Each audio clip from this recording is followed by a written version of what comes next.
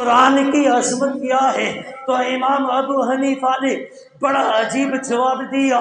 گلشن یاسین میں آنے والوں ذرا توجہ چاہوں گا۔ امام اعظم ابو حنیفہ جواب دیتے ہیں۔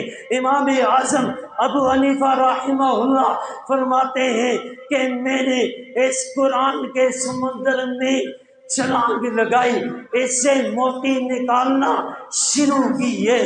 میری 40 سالہ زندگی گزر گئی، 40 سال کے اندر میں نے اس میں سے 3 لاکھ مسائل نکالے۔ امام اعظم ابو حنیفہ فرمانے لگے قرآن کی عظمت یہ ہے کہ میری زندگی ختم ہونے لگی ہے، میرا قلم بند ہونے لگا ہے، لیکن اس قرآن کے جو موتی ہیں وہ ابھی بھی باقی ہے، وہ ابھی تک ختم نہیں ہوئے۔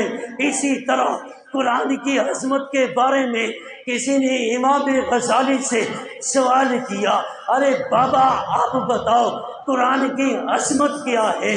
تو امام غزالی نے بڑا عجیب جواب دیا۔ میرے دوستو آپ کی توجہ چاہوں گا۔ امام غزالی نے کہا کہ قرآن مجید کی عظمت کا کیا پوچھتے ہو؟ یہ آسان بھی ہے، یہ مشکل بھی ہے، یہ مختصر بھی ہے، یہ مفصل بھی ہے۔ کسی نے پوچھا ارے یہ کیسے؟ یہ تو ساری باتیں آپ کی متضاد ہیں، آپ کہتے ہو کہ یہ قرآن مجید مشکل بھی ہے، آسان بھی ہے، مفصل بھی ہے، مختصر بھی ہے۔ تو امام غزالی نے سوال کرنے والوں کو بڑے آسان انداز میں سمجھایا۔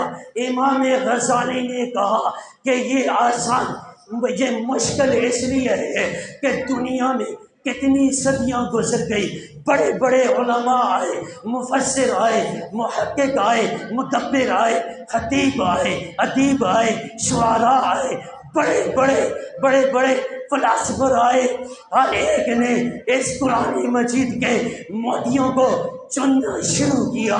ان کی زندگیاں ختم ہو گئی، ان کے کلام بند ہو گئے، لیکن اس کے موتی ابھی بھی باقی ہے۔ اور فرمایا آسان اتنا ہے کہ چھوٹا سا بچہ، 7-8 سال کا بچہ اسے اپنے سینے میں محفوظ کر لیتا ہے۔ اور فرمایا کہ یہ مختصر اتنا ہے کہ دنیا کا کوئی چھوٹا سا انسان بھی اسے اٹھا سکتا ہے۔ اور فرمایا کہ یہ مفصل اتنا ہے کہ اللہ تعالیٰ نے ساری کائنات کو اس کے اندر بیان کیا ہے۔ 7 آسمانوں کا ذکر آپ کو اس میں ملے گا، 7 زمینوں کا ذکر آپ کو اس میں ملے گا، فلکیات کا ذکر آپ کو اس میں ملے گا، چاند ستاروں سیاروں کا ذکر آپ کو اس میں ملے گا، حضرت عیسیٰ موسیٰ کا ذکر آپ کو اس میں ملے گا، ابراہیم اسماعیل کا ذکر آپ کو اس میں ملے گا۔ تو امام غزالی نے قرآن مجید کی عظمت بہت ہی آسان الفاظ میں سمجھا دی۔ فرمایا کہ یہ آسان بھی ہے، مشکل بھی ہے، مفصل بھی ہے، مختصر بھی ہے۔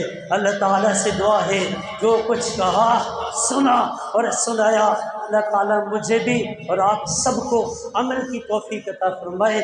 وآخر دعوانا ان الحمد للہ رب العالمین۔